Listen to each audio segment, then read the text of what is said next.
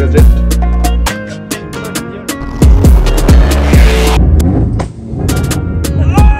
Oh, qui c'est qui a souillé mes pompes? Ta gueule, toi.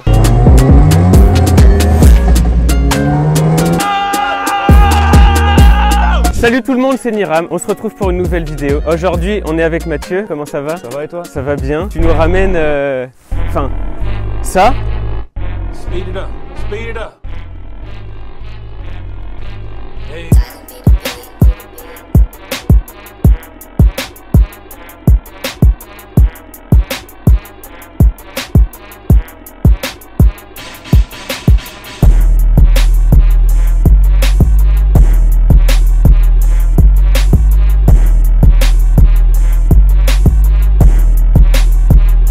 Aujourd'hui, on va présenter ça, mais on a le privilège de pouvoir présenter la petite triplette. Aujourd'hui, on va se concentrer sur les choses sérieuses. Dis-nous ce que c'est, ce que tu as dessus. Explique-nous un petit peu parce que... Alors du coup, c'est une Leon Cupra de 2008 que j'ai acheté complètement d'origine. Donc d'origine, c'est combien de chevaux ça? 241. Et là, on est à Environ 500. pour Environ. du coup combien de kilos? Ça doit faire une tonne 100, une tonne 150. Donc du coup, là-dedans, tu as dégagé l'intérieur.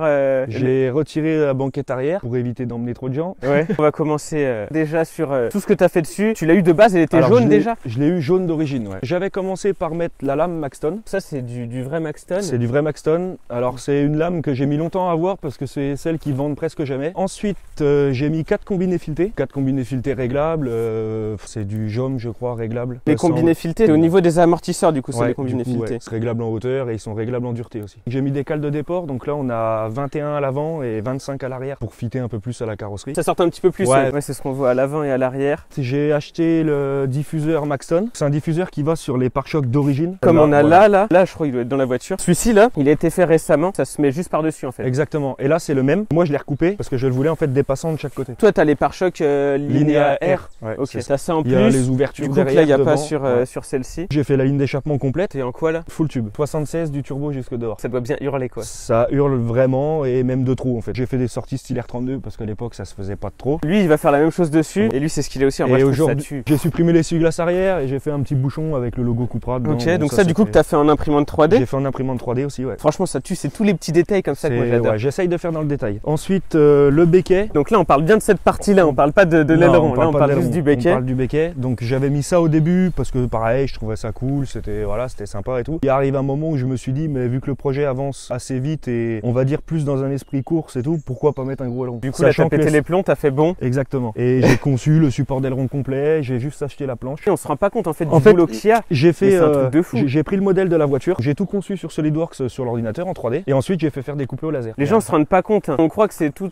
est fait comme ça, mais non, ouais, il y a du taf. C'est monstrueux. Il y a un en peu vrai, de taf quand même. En tout sur ce projet, ça fait combien de temps là que t'es dessus? Ça fait 3 ans que j'y suis. Le dernier truc que j'ai fait, c'est que vraiment je trouvais que les bas de caisse étaient vraiment moches d'origine. Ouais. Avec la roue, ça ressortait peut-être un petit peu de trop. Et c'est vrai que là vraiment ça fait un truc en plus quoi. C'est clean, hein. Ça va carrément avec la voiture. Le linéaire, du coup t'as ça en plus. Ouais, il y a ça en plus, ouais. Après le covering, c'est toi qui as tout fait ou... Alors le covering, non, c'est un pote à moi qui s'est lancé dans le covering, le 9CO Wrapping, qui m'a fait le covering. Ok, voilà, donc c'est là ça. Exactement. Je sais pas si on voit très bien. Moi je me suis inspiré pour la déco et on pourra regarder après et tu pourras même peut-être joindre la photo avec dans la vidéo. C'est une réplique d'une déco d'une Audi 80 ou une Audi 100 du championnat IMSA GTO. Moi j'ai mis mes marques, mais par contre la déco en elle-même c'est vraiment une copie un peu réplica d'une déco qui a existé en fait. Ça c'est ton Insta ça? S'il y en a qui veulent aller lui poser des questions ou quoi que ce soit. On va passer au moteur. Et là t'as une petite entrée d'air juste là, au niveau de l'antibrouillard qui du coup emmène là-dedans. Putain. Explique-nous là tout ce qu'il y a. On va dire que le principal ne se voit pas là-dedans. C'est à l'intérieur qu'il y a eu pas mal de trucs de fait. Ouais. J'ai monté piston bielle forgé, donc piston JE et bielle forgé K1. Il y a eu tout ce qui est métrologie moteur, hein, donc pour retrouver les bonnes tailles de coussinets tout ça. Donc j'ai mis de la CL trimétal dessus, que c'est du coussinet un peu renforcé par rapport à l'origine qui peut prendre un peu plus de contraintes. Pour la suite de la prépa, du coup j'avais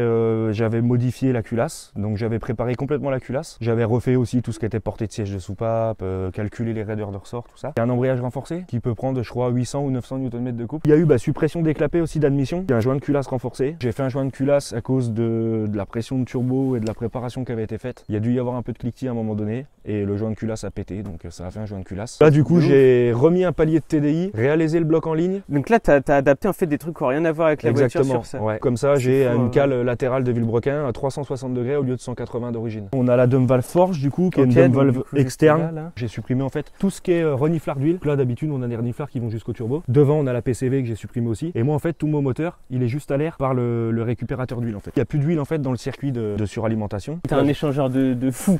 Du coup j'ai mis un échangeur frontal, ouais. Je sais pas si on le voit bien mais... Admission. L'admission Ramer, bon le classique hein, sur ce moteur de toute façon. Il y a un turbo hybride dessus. C'est un gros kit qu'ils vendent sur Mambatech pour hybrider le K04 on va dire au plus gros qu'on puisse faire. Et par contre il y a besoin de réusiner carter froid, carter chaud, donc il y a un peu de boulot à faire. Après c'est équivalent on va dire à un TTE qu'on peut avoir en 500, 525. J'ai réaligné collecteur d'admission et collecteur d'échappement par rapport au conduit de la culasse. En préparation, bon, quand on a des escaliers et des faces qui viennent perturber le flux, c'est pas top. Donc ça c'est un truc on va dire gratos. Et par contre où ça peut se ressentir vraiment... Ouais, Oh là.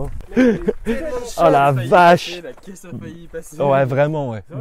C'est vrai qu'on est en dessous d'un putain d'arbre qui est pété en fait. Après on voit là toutes les petites pièces, il y a tellement de trucs en fait. Il y a un kit aussi dans la pompe, un kit haute pression dans la pompe. C'est un kit en fait qui permet de prendre plus de pression dans ton rail. En gros dans le rail d'injection d'essence si tu veux tu as une certaine pression d'origine. Quand tu commences à faire des grosses prépas pour gagner encore un poil plus en injection en fait tu augmentes la pression. Donc pour faire ça il te faut un interne de pompe à essence haute pression renforcée et du coup un régulateur de pression de rail qui est à la pression voulue. Donc là généralement ce qu'ils vendent c'est des valves RS4 en fait. Voilà on voit qu'il y a un tuyau qui est pas bouché. Ouais alors ça c'est du coup c'est le reniflard d'origine du canister. Ouais c'est ça donc toi du coup il est là. Moi je l'ai supprimé donc c'est le petit truc qui est dans l'aile là, c'est le petit filtre qui est dans l'aile. Le petit filtre ça c'est pour... En fait c'est pour les vapeurs du réservoir d'essence. D'origine ils recyclent aussi les vapeurs du réservoir d'essence qui va dans un filtre à charbon et qui retourne en fait dans le collecteur d'admission. Ça c'est quelque chose qui peut créer quelques problèmes moteurs donc généralement on le retire et voilà. Comme autre truc il y a le water spray aussi sur l'échangeur. Comme les Subaru en fait c'est de l'injection d'eau sur l'échangeur pour permettre de le refroidir. Quand on roule l'été, qu'on va sur des rassos, généralement il fait assez chaud, on reste longtemps dans les bouchons. Et le problème sur des moteurs comme ça, c'est que l'air chaud peut provoquer du cliquetis au moteur. C'est juste là c'est ça? Ouais, c'est les petites buses, il y en a 6 au total. Je sais pas si on voit très bien. Ça envoie quoi de liquide? Non, c'est de l'eau déminéralisée. T'as un autre truc autre part? Non, mon système de lave-glace, du coup, dedans, il n'y a plus que de l'eau déminéralisée. Comme j'ai supprimé l'essuie-glace à l'arrière, accessoirement le lave-glace de l'essuie-glace arrière, j'ai repris en fait le tuyau du lave-glace arrière pour l'emmener au water spray à l'avant. Pour l'actionner, je fais comme si je voulais nettoyer ma lunette arrière. Dessus, il y a aussi en essence injecteur RS3. Le piping du coup d'échangeur, il est refait complet vu que c'est un échangeur en façade alors que d'origine il est compris entre le condenseur de clim et le radiateur moteur. Pour les performances, c'est bien mieux de l'avoir ici parce que sinon il est entre deux radiateurs en fait et il est pas du tout exposé à l'air frais. Il y a la boîte qui est renforcée aussi. Le gros problème du TFSI c'est que arrivé à une certaine puissance et à un certain couple, la boîte en fait elle rentre en vibration et ça bouffe les dents en fait de la 3 et la 4. Bartec à l'époque vendait un kit pour renforcer la boîte, ils doivent le vendre toujours d'ailleurs. Et ils mettaient un arbre plein dans les arbres de vitesse, l'arbre primaire et l'arbre secondaire. Moi ce que j'ai fait c'est que j'ai usiné carrément autour un axe plein en acier et je l'ai mis dans les deux. On va passer à l'intérieur. T'as dégagé ta banquette quoi? T'as dégagé tous les sièges? J'ai tout dégagé. C'est fou bordel. Quand on retire les banquettes arrière, il y a le problème que si tu veux quand même mettre quelque chose dans la voiture, au premier freinage, ça peut se retrouver devant. Donc en fait, le filet, il sert uniquement en fait à retenir ce que tu peux mettre dans le coffre. Et je me suis dit pour finir, pourquoi pas mettre un petit extincteur avec la déco de la voiture. Ouais, ça, putain, en vrai, ça tue. Hein. À l'arrière, t'as repeint les...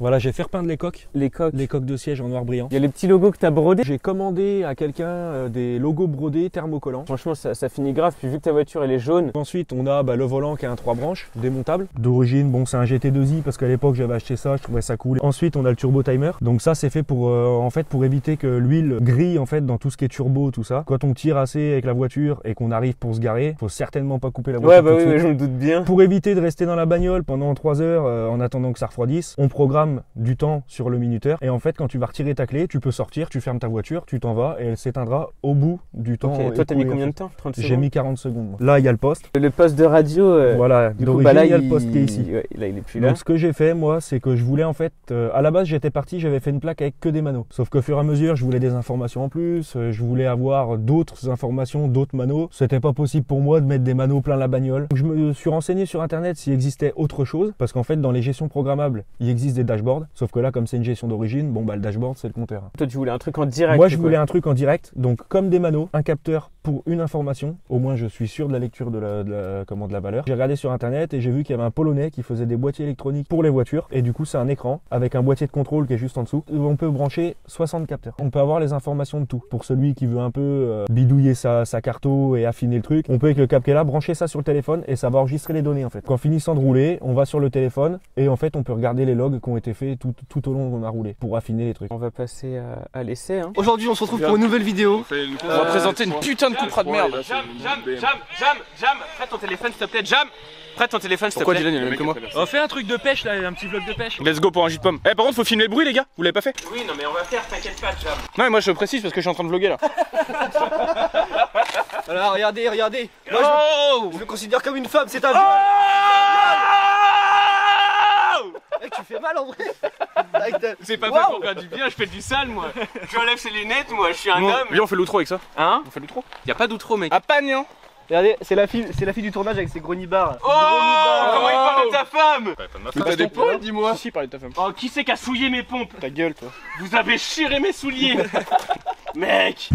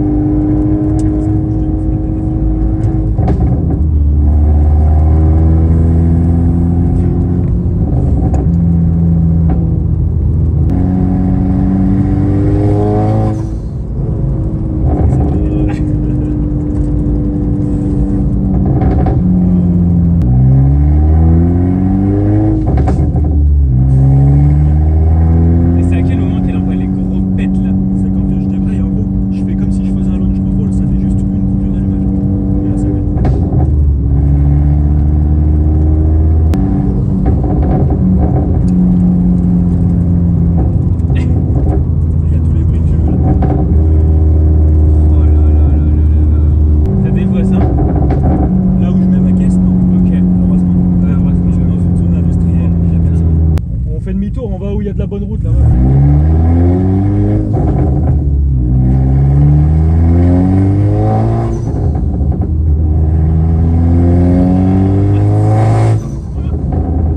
Oh les bruits c'est n'importe quoi putain. C'est ça que tu parlais toi. Ah putain de bordel de merde. Oh le coup de fusil bordel.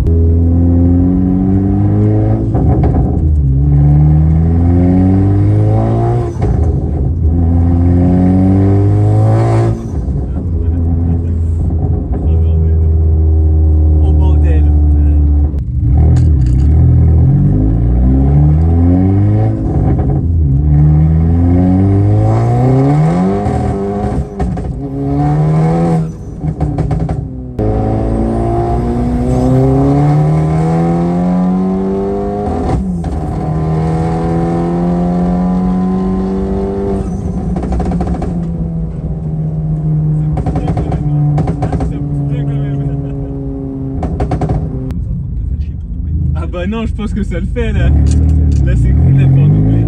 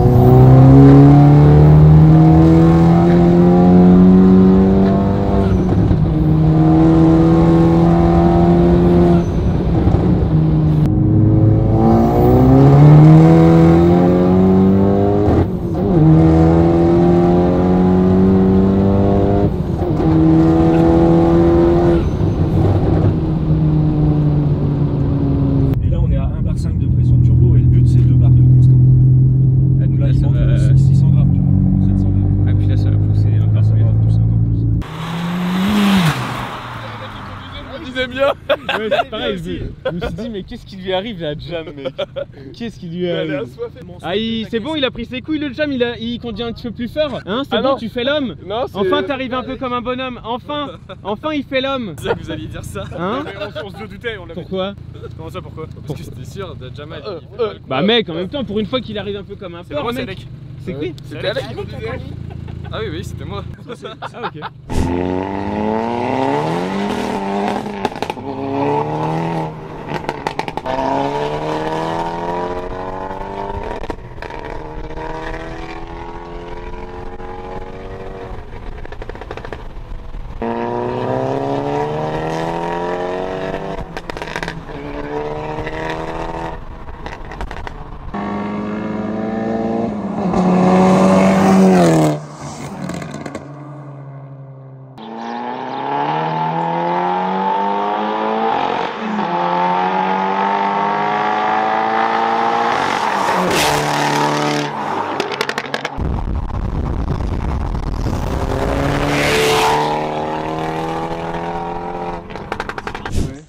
Et le problème sur des moteurs comme ça, c'est que l'air chaud peut provoquer du fluctuation proche. Et du coup, là, il faut des petites mesures là, c'est pas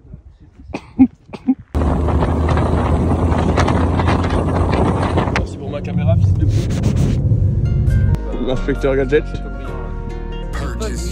Messieurs, dames, c'est la fin de cette vidéo. Je te remercie encore Mathieu.